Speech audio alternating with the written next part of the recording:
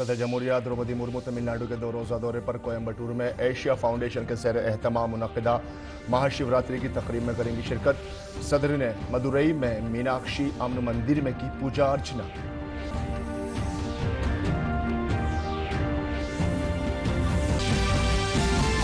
मरकजी वज़ीर दाखिला अमित शाह ने कहा, हुकूमत ने दाखिली सलामती से मुताल्लिक 3 बड़े चैलेंजों कश्मीर, शुमाल मशरिक और बाएं बाजू की इंतहा पसंदी को किया खत्म।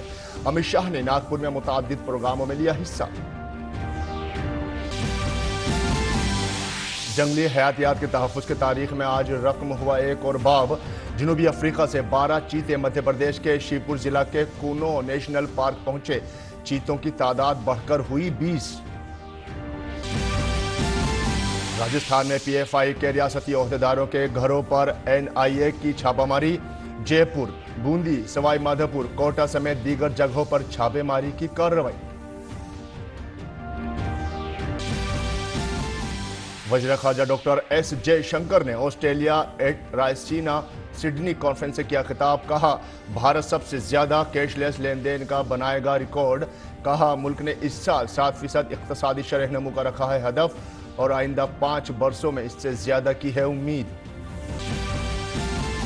ख़वातीन T20 आलमी कप में आज भारत का मुकाबला इंग्लैंड से। दोनों ही टीमों ने टूर्नामेंट के अपने पहले 2 मैचों में दर्ज की जीत। दोनों के दरमियान दिलचस्प मुकाबले की उम्मीद। और रिवायती मजहबी जोश व खरोश के साथ आज मनाया जा रहा है महाशिवरात्रि का त्यौहार। मुल्क भर के शिवालयों में अकीदतमंद कर रहे हैं भगवान शंकर का जलाभिषेक। वजीर आजम ने दी मुबारकबाद।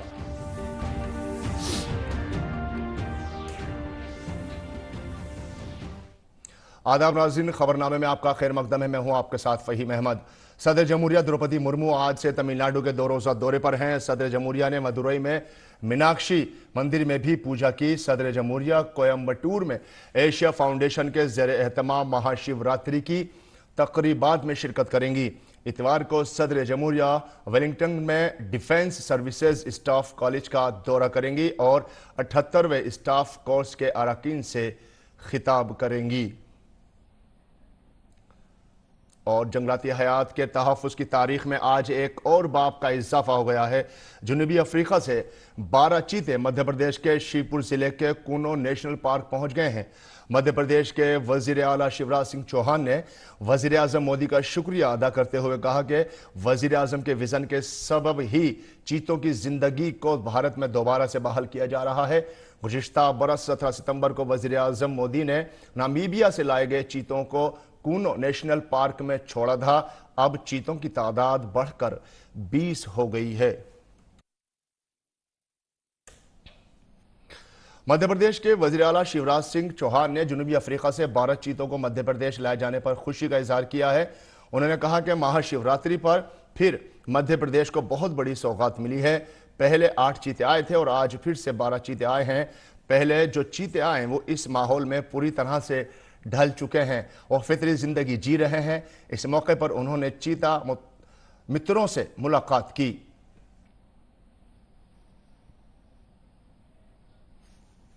दक्षिण अफ्रीका से 12 चीते और आए हैं। 8 पहले थे, 12 अब कुल 20 हो गए। और मुझे ये कहते हुए प्रसन्नता है कि पहले जो चीते आए वो इस वातावरण में पूरी तरह से ढल चुके हैं, स्वाभाविक जीवन जी रहे हैं। एक सासा हमारी थी, वो अस्वस्थ हुई थी, पूरी तरह से स्वस्थ है और आज फिर ये 12 चीते आए हैं। प्रधानमंत्री जी का जो सोच है पर्यावरण को भी बचाना और पर्यावरण के साथ वन्य प्राणियों को भी बचाना, वो आज पूरी दुनिया को दिशा दे रहा है। और मरकजी वजीर भूपेंद्र यादव ने कहा कि वजीर आजम मोदी ने दिसंबर में चीता प्रोजेक्ट शुरू किया था। आज इस प्रोजेक्ट का दूसरा हिस्सा शुरू हुआ है। इस दौरान नामीबिया से आए चीतों का करीना मुकम्मल हो गया है। बड़ी बात यह है कि मध्य प्रदेश हुकूमत के महकमा जंगलात के अफसरान ने 6 महीने में 450 चीता मित्र तैयार किए हैं। प्रोजेक्ट का दूसरा भाग हमारा आज से ये वापस हुआ है। इस बीच में जो चीता हमारे नामीबिया से आए थे उनके क्वारंटाइन का टाइम पूरा हो गया, उनका एक पर्टिकुलर समय एक बड़े बाड़े में रहना होता है, वो भी समय लगभग पूरा होने जा रहा है। उनके बिहेवियर और सारे विषयों को लेकर हमारे जो फॉरेस्ट डिवीजन के साइंटिस्ट की टीम है, फॉरेस्ट ऑफिसर्स की टीम है और इस पूरे पार्क को जो मेंटेन करने वाली हमारे फॉरेस्ट गार्ड, कंजर्वेशन के अधिकारी, सब लोग मिलकर के उन्होंने उस पहले भाग को किया है। राजस्थान में पीएफआई के रियासती ओहदेदारों के घरों पर एनआईए ने छापेमारी की है। जयपुर, बूंदी, सवाई माधोपुर, कोटा और भीलवाड़ा में कुल 7 मकामात पर छापेमारी की कार्रवाई की गई है। एनआईए की टीम ने राजस्थान के कोटा में 3 ओहदेदारों और बूंदी, सवाई माधोपुर, भीलवाड़ा में एक ओहदेदार के घर पर छापेमारी की है। छापेमारी के दौरान डिजिटल डिवाइस, एयर गन, धारदार हथियार और मुश्तबा दस्तावेज जब्त किए गए हैं। पंजाब के गुरदासपुर जिले के घसावली गांव में बीएसएफ के जवानों ने पाकिस्तान स्मगलरों के खिलाफ बड़ी कार्रवाई की है। बीएसएफ जवानों ने गैर कानूनी सरगर्मियों का पता लगते ही गांव की सरहद पर छापामारी शुरू कर दी। कार्रवाई के दौरान बड़ी मिकदार में असलहा बारूद बरामद हुआ है, जिसमें हेरोइन के 20 पैकेट, ची और तुर्की में बनी 2 पिस्तौल, पाकिस्तान में बनी 6 मैगजीन और 242 कारतूस शामिल हैं। पाकिस्तानी स्मगलरों ने बीएसएफ जवानों पर 2 राउंड गोलियां भी चलाईं। कोहरे का फायदा उठाकर वो फरार होने में कामयाब रहे। इलाके में तलाशी मुहिम जारी है। मेघालय असेंबली इंतखाबात के लिए मुहिम तेज हो गई है। मेघालय में 60 असेंबली सीटों के लिए होने वाले इंतखाबात में कुल 13 सियासी पार्टियां हिस्सा ले रही हैं। इनमें कौमी सतह की 4 जमातें शामिल हैं। मैदान में सबसे ज्यादा उम्मीदवार Bharatiya Janata Party, Congress, National People's Party और तृणमूल कांग्रेस के हैं। इन इंतखाबात में 36 ख्वातीन समेत कुल 375 उम्मीदवार अपनी किस्मत आजमा रहे हैं। काबिल जिक्र है कि नागालैंड कानून साज असेंबली की 60 नशिस्तों के लिए 12 सियासी जमातों से 4 ख्वातीन समेत 183 उम्मीदवार मैदान में हैं।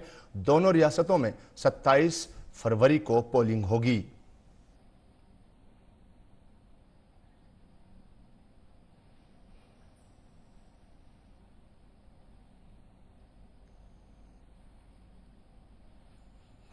बीजेपी की जानिब से टीएमसी पर इल्जाम लगाते हुए शुमाल मशरिकी के शरीक इंचार्ज ऋतुराज सिन्हा ने कहा कि मेघालय में टीएमसी सिर्फ वोट काटने के लिए इलेक्शन लड़ रही है और मेघालय के लोग टीएमसी की चालों को समझते हैं। उन्होंने कहा कि मगरबी बंगाल के लोग अब उनसे तंग आ चुके हैं। टीएमसी पर एक और इल्जाम लगाते हुए उन्होंने कहा कि अभिषेक बनर्जी जिस बंगाल मॉडल का जिक्र कर रहे हैं वो सिर्फ भत्ताखोरी और गैर कानूनी दरअंदाजी पर मबनी है। हमारे नामानिगार नीरज सिंह ने ऋतुराज सिन्हा से खुसूसी बात की। पूर्वोत्तर के सह प्रभारी ऋतुराज सिन्हा जी इस समय हमारे साथ हैं। सिन्हा साहब, मेघालय में टीएमसी कह रही है कि वो जीत रही है। टीएमसी सपने देख रही है। देखिए, मेघालय की जो जनता है वो ना सिर्फ पढ़ी लिखी है, राजनीतिक रूप से उनकी सूझबूझ बहुत तेज है। उनको पता है कि टीएमसी इस चुनाव से पहले मेघालय में कभी थी नहीं और इस चुनाव के बाद वो बोरिया बिस्तर लपेट के यहां से निकलने वाली है।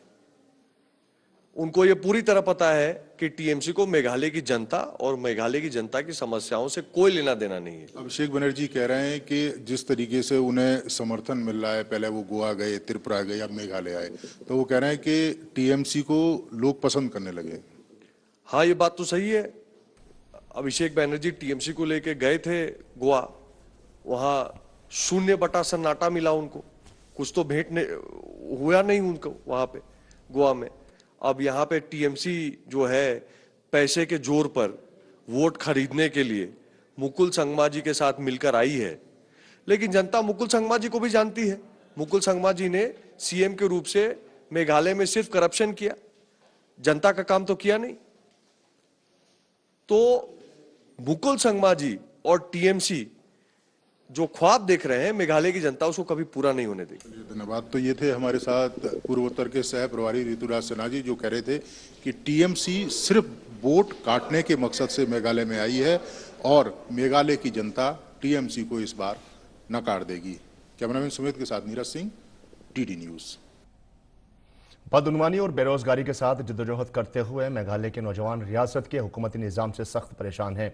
इंतखाबात के मौके पर नौजवानों को किन मसाइल का सामना है, हमारे नामानिगार विशाल बैरिस्टो ने शिलोंग में वाक़ नॉर्थ ईस्टर्न हिल यूनिवर्सिटी के PhD तलबा से इस सिलसिले में खुसूसी गुफ्तगू की।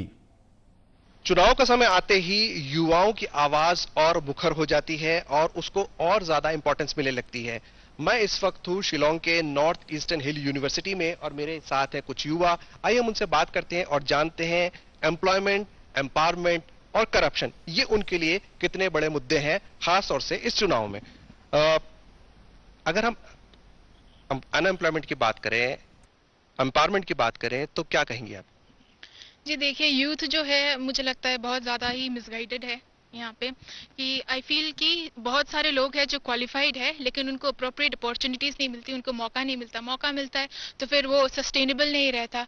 मतलब अगर हम कुछ शुरू भी करते हैं तो फिर it's with a lot of fan fair कि नहीं शुरू तो कर लिया, लेकिन उसको वो चीज़ आगे कैसे ले जानी है, उसको आगे में इसको इन अ सस्टेनेबल मैनर कैसे प्रोग्रेस करना है, ये सब मतलब डायरेक्शंस देने वाला है फिलहाल तो यहाँ पे कोई नहीं। अगर हम अनएम्प्लॉयमेंट की बात करते हैं तो अनएम्प्लॉयमेंट आपके लिए कितना बड़ा मुद्दा है? जी, अनएम्प्लॉयमेंट तो एक ऐसी चीज़ है जो सबको अफेक्ट करता है, यूथ को स्पेशली, क्योंकि यूथ ही है जो हमारे फ्यूचर, नेशन का फ्यूचर बनेगा। बट हमारे स्टेट में अपॉर्चुनिटीज़ फॉर एम्प्लॉयमेंट बहुत ही कम है। इनका कहना है कि एक बदलाव की इनको उम्मीद है क्योंकि जितने सवाल हैं युवाओं के वो अभी तक एड्रेस नहीं हुए। उसमें भ्रष्टाचार है, उस पे सशक्तिकरण है और उसमें रोजगार है। कैमरामैन सेंथिल के साथ मैं विशाल बैरिस्टो, DD न्यूज शिलोंग। महाराष्ट्र के नागपुर में मरकजी वज़ीर दाखिला अमित शाह ने मुजाहिद आज़ादी और लोकमत के बानी जवाहरलाल जी दरडा की पैदाइश के 100 साल और लोकमत नागपुर एडिशन के 50 बरस मुकम्मल होने के मौके पर मुनक्किदा तकरीब से खिताब किया। अमित शाह ने कहा कि लोकमत का सहाफती दुनिया में 50 साल तक का ये सफर शानदार रहा है। लोकमत नागपुर की स्वर्ण जयंती का वर्ष है।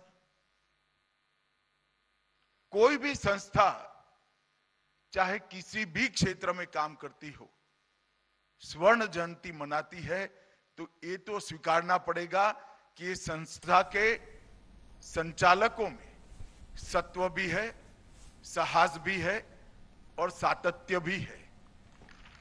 क्योंकि सत्व, साहस और सातत्य के बगैर कोई भी संस्था 50 साल तक इतना बड़ा काम नहीं कर सकती। और ये तभी होता है जब इसमें सातत्य का तत्व भी रखना पड़ता है।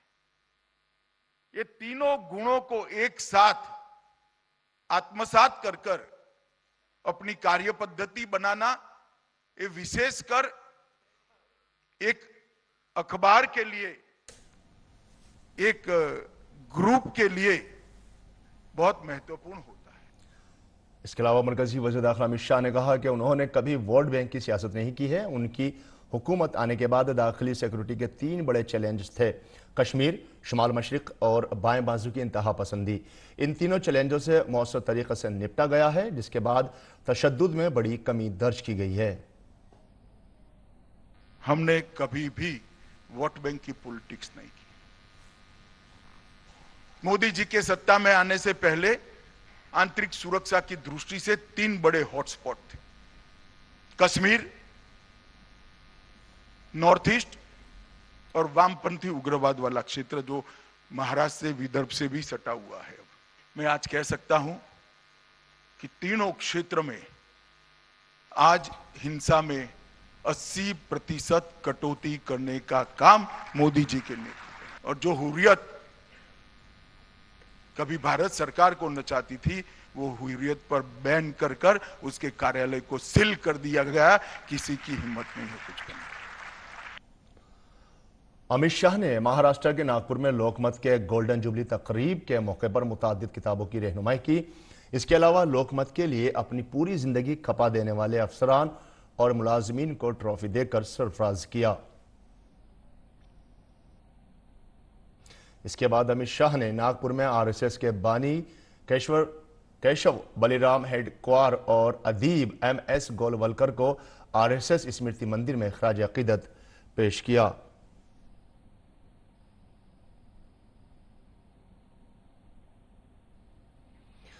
मरकजी वज़ीर दाखिला अमित शाह ने महाराष्ट्र के नागपुर के अध्यक्षा भूमि में बाबा साहब डॉक्टर भीमराव अंबेडकर को खिराज अकीदत पेश किया। ख्याल रहे कि मरकजी वज़ीर दाखिला अमित शाह महाराष्ट्र के दौरे पर हैं।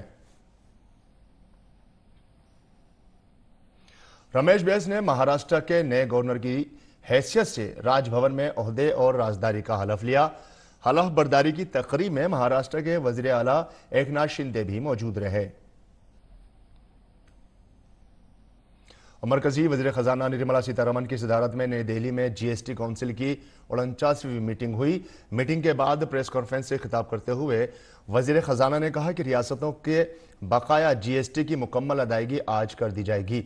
वज़ीर खजाना ने बताया कि प्री रॉब की फरोख्त पर जीएसटी को 18% से कम करके 5% कर दिया गया है। इसी तरह से शॉर्पर्स पर जीएसटी 18% से कम करके 12% कर दी गई है। महाशिवरात्रि का त्यौहार पूरे मुल्क में जोशो खरोश से मनाया जा रहा है। मंदिरों में हर हर महादेव का नारा गूंज रहा है। महाकाल के दर्शन के लिए बड़ी तादाद में अकीदतमंद उज्जैन पहुंच रहे हैं। यहां भस्मा आरती की गई। शिवा के शहर वाराणसी में शिवा की पूजा करने के लिए सुबह से ही दुनिया के मशहूर काशी विश्वनाथ मंदिर में अकीदतमंदों का हुजूम है।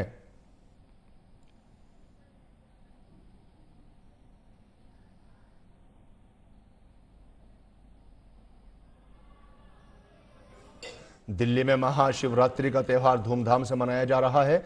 दिल्ली में सुबह से ही भक्तों की लंबी कतारें देखने को मिल रही हैं।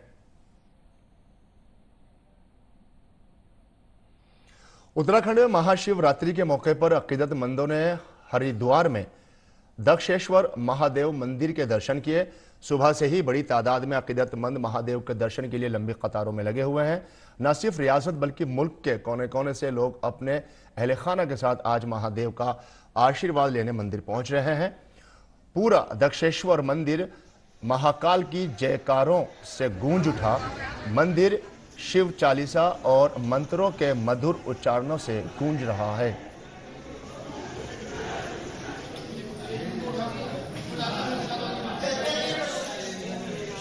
महाशिवरात्रि के मौके पर दर्शन करने के लिए अकीदतमंद तिरुवनंतपुरम की विजिजम में वाक़ शिव मंदिर अजीमाला पहुंचे। हजारों अकीदतमंदों की लंबी कतारें महाकाल के दर्शन के लिए बेताब हैं। भगवान की भक्ति में मगन हर अकीदतमंद सिर्फ एक नाम ओम नमः शिवाय का जाप कर रहा है। महाशिवरात्रि के मौके पर दिल्ली के गौरीशंकर मंदिर में अकीदतमंदों की भीड़ उमड़ रही है। हर हर महादेव और ओम नमः शिवाय की गूंज के साथ अकीदतमंद महादेव की अकीदत में डूबे हैं। गौरीशंकर मंदिर से अकीदतमंदों से बात की हमारे नुमाइंदे चंद्रशेखर ने। चांदनी चौक के गौरीशंकर मंदिर में खड़ा हूं और यहां पर जो भीड़ है वो तकरीबन मान के चलिए कि दरियागंज तक पहुंच चुकी है और सुबह 4 बजे से बताया जा रहा है कि ये जो भीड़ है जो श्रद्धालुओं की वो लगातार बन रही है। इस समय मंदिर में किस प्रकार का माहौल है, यहाँ पर जयकारे लग रहे हैं महादेव के और ओम नमः शिवाय के। यहाँ पर पंचामृत है वो यहाँ पर दिया जा रहा है। अपने अपने हिसाब से लोग जो है उनकी आस्था जो है उसको वो लोग यहाँ पर प्रदर्शित कर रहे हैं और आप लगातार सुन रहे होंगे कि जो अलौकिक वातावरण यहाँ पर देखने को मिल रहा है वो अपने आप में गुंजायमान है। और सुबह से लेकर अब रात्रि तक, क्योंकि महाशिवरात्रि में रात्रि का भी एक बड़ा महत्व होता है और यहाँ रात्रि तक ये कार्यक्रम जो है लगातार चलता रहेगा। मैं 26 साल से आ रही हूँ, मुझे बहुत अच्छा लग रहा है। मैं यहीं से हूँ, मैं साउथ अनारकली से आती हूँ। बहुत अच्छा लगा, बहुत दिन से इसका बहुत महत्वपूर्ण मंदिर है गौरीशंकर मंदिर। आज से बहुत ऐतिहासिक मंदिर है। हम लोग बहुत दिनों से आ रहे हैं, 15-20 साल से आ रहे हैं। यहाँ मनोकामना जो भी मांगते हैं मनोकामना पूरा हो जाती है। बहुत अच्छी है महिमा, बहुत मनोकामना पूरी होती है। सब वो लोग आते हैं, सबको इच्छा पूरी होती है, जब इसलिए आते हैं सब लोग भैया। तो बहुत सुंदर दर्शन होते हैं आज के दिन। इतना सुंदर दृश्य तो साल भर में एक ही दफा आता है और इसके अंदर इतनी भीड़, इतना सब कुछ देख करके, इतना मैनेजमेंट देख करके बड़ा अच्छा लगता है। ओम नमः शिवाय। हम सुबह 3 बजे से लाइन में लगे हैं, बहुत लंबी कतार थी, अच्छे से दर्शन हुए हैं और भगवान गौरी शंकर भगवान जी सबकी मनोकामना पूर्ण करते हैं। और आप देख सकते हैं जिस प्रकार से आस्था का एक महाकुंभ यहाँ पर लगा हुआ है। लगातार लोग जो है श्रद्धालु जो है वो यहाँ पर सुबह 4 बजे से नंगे पांव अपनी बारी का इंतजार कर रहे हैं और लगातार ये जो सिलसिला है वो रात तक चलेगा। कहा जा रहा है कि यहाँ पर जो मंदिर प्रशासन है उन्होंने रात्रि में 4 पहर की जो विशेष पूजा है वो भी रखी है। यहाँ पर जो तमाम श्रद्धालु हैं वो पंचामृत लेकर के आए हैं, यानी कि दही, दूध, शक्कर, घी और शहद से वो स्नान करा रहे हैं, गंगा जल से स्नान करा रहे हैं, जल से भी यहाँ पर स्नान कराया जा रहा है और अपनी अपनी आस्था के हिसाब से लोग भगवान के दर्शनों के लिए आ रहे हैं और उनसे अपनी मन्नत मांग रहे हैं। अपने एक सहयोगी जगपाल के साथ चंद्रशेखर, डीडी न्यूज, दिल्ली। वज़ीर-ए-आज़म नरेंद्र मोदी ने मुल्क के तमाम बाशिंदों को महाशिवरात्रि की मुबारकबाद दी है। उन्होंने अपने ट्वीट पैगाम में कहा, मुल्क के तमाम बाशिंदों को महाशिवरात्रि की बहुत बहुत मुबारकबाद। हर हर महादेव। वज़ीर ख़ारजा डॉक्टर एस जयशंकर ने आज ऑस्ट्रेलिया में रायसीना एट सिडनी कॉन्फ्रेंस में कलीदी खुतबा दिया। तकरीर से खिताब करते हुए डॉक्टर एस जयशंकर ने कहा कि आज के आलमी मंजरनामे में हम ख्याल ममालिक को मईशत को खतरे से बचाने के लिए मिलकर काम करने की जरूरत है। If there is today really an urgent collective task, it is how to de-risk the global economy. And part of that is, exactly the events that I have referred to, over-dependence on manufacturing, over-dependence on energy, over-dependence on services. For us to pretend that all nations are the same, and it's none of our business what happens inside, I think that era is now behind us, and we must not just accept it, we must actually be aware of it and make plans to deal with this. Bharat के जमहूरी इक़्तिदार को उजागर करते हुए वज़ीर ख़ारजा ने कहा कि मुल्क ने कई दहाइयों की मुश्किलात और महदूद वसाइल के बावजूद जमहूरी रास्ता अपनाया। The fact that democracy is perceived as a global aspiration is actually because India chose to be a democracy at the time of its independence, and because the first country which was decolonizing, and it happened to be the largest country which was decolonizing, chose a difficult democratic path, and then despite decades of adversity and limited resources, stuck to that path. And stuck to that path when actually other democracies questioned the viability of that path. वज़ीर ख़ारजा doctor S Jaishankar Australia के दौरे पर हैं। वज़ीर ख़ारजा ने Raisina Sydney business breakfast में शिरकत की। डॉक्टर एस जयशंकर ने ऑस्ट्रेलिया के वज़ीर-ए-आज़म एंथोनी अल्बनीज़ से सिडनी में उनकी रिहाइशगाह पर मुलाकात की।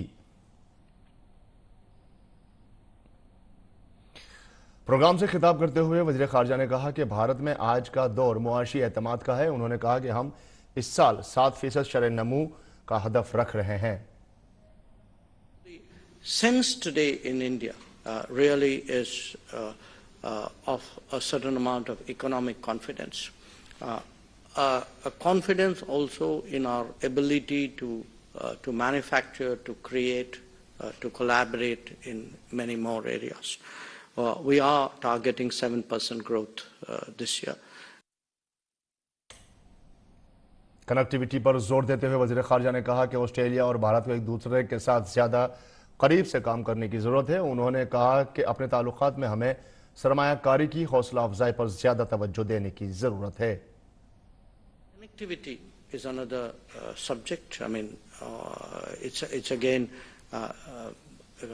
part of growing a relationship is really having the ability to move. We have an open skies agreement, but it's very clear again that the supply lags well behind demand. But of course the good news is that Air India has bought 470 planes.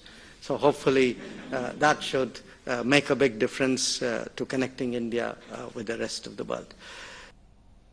Jaishankar ने कहा कि हम भारत में ऑस्ट्रेलियाई यूनिवर्सिटियों का खैर मकदम करते हैं। And we would very much welcome Australian university. For us, it's not just about Indian students coming to Australia. It's about India and Australia working together in India to produce, more skilled, more competent talent for the entire world. वज़ीर ख़ारजा S Jaishankar ने मुल्क में digitalisation के मैदान में होने वाली मुस्बत तब्दीलियों पर तबादला ख्याल किया। उन्होंने कहा कि भारत दुनिया में सबसे बड़े कैशलेस लेन देन वाले मुल्क के तौर पर उभरा है। If you look at education, so much of it today is digital. Look at shopping. I mean, we have, in fact, if you look at our cashless transactions, the UPI, I think we record the largest number of cashless transactions in the world. I'm giving you these numbers because it actually tells you the scale which digital backbone makes possible. Bharat के वज़ीर ख़ारजा जयशंकर ने Australia के वज़ीर ख़ारजा पेनी Wong से Sydney में मुलाकात की। इस दौरान दोनों रहनुमाओं के दरमियान हिंद बहरुल काहिल क्वाड G20 में पेशरफ्त पर तबादला ख्याल किया। वज़ीर ख़ारजा ने उन्हें भारतीय क्रिकेट टीम की कप्तान रोहित शर्मा के दस्तखत वाला बैट तोहफे में दिया। वज़ीर ममलिकत बराए उम्र ख़ारजा वी मुरलीधरन ऑस्ट्रेलिया के दौरे पर हैं। मेलबर्न में उन्होंने श्राइन ऑफ रिमेम्बरेंस में दूसरी जंग अजीम के दौरान मरने वाले फौजियों को खिराज अकीदत पेश किया। खेल की खबरों में जनूबी अफ्रीका में खेले जा रहे ख्वातीन के T20 वर्ल्ड कप में आज भारत का मुकाबला इंग्लैंड से होगा। भारतीय टीम ने अपने मैच में पाकिस्तान को और दूसरे मैच में वेस्ट इंडीज को शिकस्त दी थी। इसके साथ साथ इंग्लैंड की टीम भी अपने पहले 2 मैचों में शानदार फतेह दर्ज करने के बाद इस मैच में दाखिल हो रही है। ऐसी सूरत हाल में दोनों टीमों के दरमियान सख्त मुकाबले की तवक्को है। और नाज़रीन, इसी के साथ खबरनामा यही मुकम्मल होता है। हमारी पूरी टीम को दीजिए इजाजत। आदाब।